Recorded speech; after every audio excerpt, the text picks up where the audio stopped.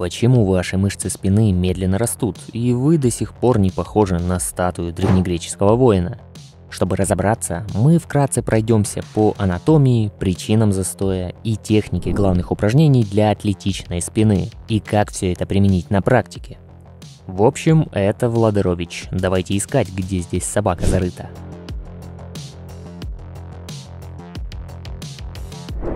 Мышцы спины у мужчины считаются самыми заметными и крупными, потому что крепкий силуэт атлета с треугольной спиной можно заметить даже в одежде.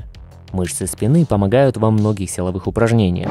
Анатомически спина играет важную опорную статическую роль, благодаря чему позвонки держатся рядом. Это все позволяет держать позвоночник ровно и делать повороты, наклоны, сгибания, вращения. Мышцы спины отвечают за удержание шеи и спины вертикально, а также за поднятие рук и плеч. Спина состоит из мышц, выпрямляющих позвоночник, трапециевидной мышцы, позволяющей поднимать плечи, руки вверх, делать движения лопатками. Далее это широчайшие мышцы. Они и создают тот треугольный силуэт атлета, позволяют отводить руки назад, например, при подтягиваниях. Больше других мышц спины мы видим на картинке. Причины застоя в росте мышц могут быть абсолютно разные. Первое – это отклик на нагрузку. Если вы когда-то тренировались с партнером по одинаковой программе и у вас была примерно такая же базовая подготовка, как и у товарища, то могли заметить, что прирост в мышцах и силовых происходит по-разному при равном объеме и интенсивности тренинга. То есть отсюда выходит то, что нагрузка индивидуальна, и если вы не растете, для вас это либо большой тренировочный объем, либо вы не успеваете восстанавливаться. Между тренировками спины, если ваша цель мышечная масса, то подбирайте дни отдыха от 4 до 8 дней. Попробуйте недели 3 позаниматься с одним интервалом. Потом уменьшайте его на день, если успеваете восстановиться. Либо увеличьте на день, если каждая тренировка происходит с крепатурой и упражнения даются все сложнее. С одной стороны, чем быстрее мы восстанавливаемся, тем чаще можно проводить тренировки и быстрее прогрессировать, нагружая мышцы. Но у каждого восстановительные процессы проходят по-своему. Недостаточно поспали – минус к восстановлению. Не доели белка – минус к восстановлению. Провели тренировку на спину до того, как восстановились от предыдущей – тоже минус к восстановлению. Нарушение нескольких таких правил регулярно приводит к накоплению усталости, разрушению мышц, ослаблению иммунитета и все это как следствие откат в прогрессе. Именно для этого и нужен режим питания, сна, тренировок, чтобы понимать, где у нас отклонения и что менять. А если вы, допустим, сегодня поспали 6 часов, завтра 9 часов, в один день поели 2500 калорий, в другой 3200, и постоянно все это меняется, а тренировки стабильно усложняются, тогда вы придете к тренировочному плато. Если питание и сон у вас будут стабильны, то и в упражнениях можно уже прогрессировать лучше. И, ребят, я напомню, что для украинцев я создал украиноязычные YouTube и Telegram каналы по тренировкам. Ссылки в закрепленном комментарии или в углу экрана. Следующая причина застоя – это объем нагрузки. В конце видео я подробнее расскажу, как его подобрать и спрогрессировать. Сейчас подмечу лишь то, что перебор по нагрузке, как и недостаток нагрузки, ведут к застою в росте мышц. Плохо, когда вы уходите с каждой тренировки очень уставший. И буквально руки отваливаются, обессиленность. Это все накапливается. Нехорошо также, если вы тренируетесь в полсилы. В половину или чуть выше, чем вы можете, не приближаясь к отказу. Нагрузка должна быть оптимальная. В конце занятия должна быть приятная усталость, а не полная потеря сил. Еще причиной слабого роста спины может быть недостаточное уделение внимания мышцам-антагонистам, которые выполняют противоположную работу, не тянут, а толкают, и находятся возле спины. Это мышцы груди и плечи. Речь о том, что мышцы эффективнее нагружать равномерно, пропорционально. Если мы будем тренировать усиленно спину и забывать за грудные, плечи, то в будущем тело будет выглядеть не так пропорционально. Какие упражнения можно совмещать? Разберем дальше. Теперь про сами упражнения. Лучшими базовыми упражнениями будут те, от которых именно вы прогрессируете.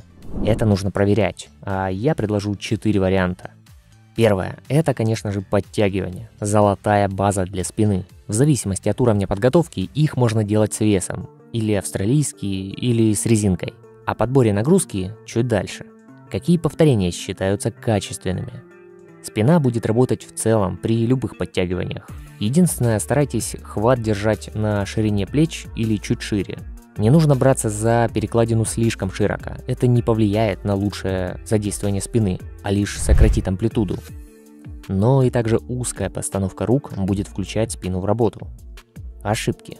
Локти старайтесь разводить в стороны, а не перед собой, и держать направленными к пояснице. Спину по возможности не держите скругленной, а слегка прогинайтесь назад. Но не у всех так получится сразу. Старайтесь тянуться как бы к груди, а не к подбородку. Не роняйте тело резко вниз, опускайтесь немедленно, но подконтрольно. Второе упражнение – это тяга гантелей или штанги в наклоне. На турниках это можно заменить подтягиваниями в переднем висе в группировке. Зависит от того, что вам нравится. Подтягивание в переднем висе в закрытом положении – это когда мы поднимаем ноги в группировке и подтягиваемся с горизонтальным корпусом. Чем выше, тем более эффективней. О том, что тяга гантелей в наклоне – это базовое упражнение, говорит одновременное сгибание как в локте, так и в плечевом суставе. Чем больше мышц одновременно вовлекается в работу, тем больше нагрузка на мышцы и их рост. Перед штангой у гантелей преимущество в том, что амплитуда движения здесь больше. Ошибки в тяге гантелей к поясу более распространены. Например, когда мы тянем руками, а не спиной. Тянуть гантель нужно не к груди, а к ягодицам. Как бы по дуге, отводя локоть назад. Лучше снизить вес, чтобы сделать качественней. При этом упражнении должен быть прогиб в пояснице. Теперь еще два упражнения. Кстати, мой стаж силовых тренировок с 2011 года. Пишите мне в личные сообщения за помощью с индивидуальными программами тренировок и питания. Читайте десятки довольных отзывов на моем сайте. Жмите кнопку в верхнем углу экрана. А также за символическую поддержку донатом на удобную вам сумму я отправлю вам свою книгу. Там ошибки в тренировках, рацион питания и большой материал по увеличению подтягиваний. Ссылки я оставлю в закрепленном комментарии под видео или жми кнопку в углу экрана. Третье упражнение – это лодочка на полу или на тренажере для экстензии. По экстензии и технике выполнения я делал отдельное полноценное видео, и там есть разные техники, как задействовать низ спины, разгибатели позвоночника или бицепс бедра. Предлагаю к просмотру. А лодочка – это когда мы на полу. Поднимаем одновременно руки и ноги и держимся только на животе. Это в целом укрепляет мышцы вокруг позвоночника. В зависимости от вариации можно задействовать верх и низ спины. Поверьте, если качественно проработать с лодочками, и у вас нет доступа к турнику, то крепатура в мышцах будет потом не меньше. А у кого грыжи, протрузии в пояснице, упражнения лежа будут более полезны, но только если при них нет дискомфорта. Здесь снижается осевая нагрузка. Ошибками могут быть, когда мы делаем подъемы чисто машинально и не чувствуем нагрузку на спину. Тогда попробуйте более медленно с фиксацией вверху делать подъемы, а внизу не опускайтесь, не расслабляйтесь полностью, держите тело в напряжении. И через несколько повторов вы почувствуете ту самую нагрузку. Четвертое упражнение – это статика в висе на турнике на согнутых руках. Это общее развивающее статическое упражнение, которое хоть и не поможет вам напрямую прокачать спину, но добавит уверенности в других силовых движениях, так как укрепляет мышцы-стабилизаторы. Ошибки и правильная техника. Висеть тут нужно на согнутых руках. Направление локтей и прогиб в спине соблюдаем такой же, как и в подтягиваниях для спины. Не допускайте любого дискомфорта в локтях, плечах. Если есть боль, то лучше прекратить и не игнорировать. А вот, например, то, что тело будет трясти, это нормально. Как всю эту информацию объединить в одно целое и примените на практике с примерами. Неважно, какой у вас уровень подготовки сейчас, прогрессировать можно даже если вы не умеете подтягиваться. Главное ведь правильно подобрать нагрузку и освоить технику. Разобьем тренировку спины на дни и спланируем, как можно комбинировать. В один тренировочный день мы будем делать подтягивание и лодочку, экстензии. В другой день тягу гантелей к поясу и статику в висе на турнике на согнутых руках. Перерывы между такими тренировками от 4 до 8 дней, в зависимости от ваших способностей к восстановлению. Первыми делаем более энергозатратные упражнения, то есть сначала подтягивания, затем лодочки. И сначала тягу гантелей, затем вис на согнутых руках. В дни со спиной можете также делать более простые упражнения для грудных мышц или на плечи. жимовые движения, противоположные тяговым для спины. В подтягиваниях делаем от 3 до 6 рабочих подходов. Подбираю упражнения на 10-15 повторений. Это может зависеть от сложности. Например, делать облегченные австралийские подтягивания или с резинкой. Подтягивания обычные или с отягощением на поясе. Отдыхать стоит от 2 до 4 минут, или до того момента, пока именно у вас восстановится дыхание и возобновятся силы на полноценный новый подход в хорошей технике, и чтобы не сильно упало количество. Прогрессии и нагрузки могут быть следующими. Например, начать с 3 подходов по 10 раз. Постепенно на новых тренировках дойти до 6 подходов по 10 раз. То есть добавляем подходы. Далее возвращаемся назад к 3 подходам и уже увеличиваем количество до 11 или 12 повторений. И вновь движемся к 6 подходам. Прогрессировать будет получаться, конечно, не на каждой тренировке. Отказные подходы на максимум должны быть ограничены. 1-2 за тренировку в одном упражнении. Далее, когда собственный вес уже будет неинтересен и будет легко выполняться подтягивание, можно повесить отягощение на пояс. Начать с 3-5 кг, когда вы будете делать уже 15 повторений. Второе облегченное упражнение в первый день – это лодочка или экстензии. Подходы 3-5 за тренировку, количество от 12 до 20.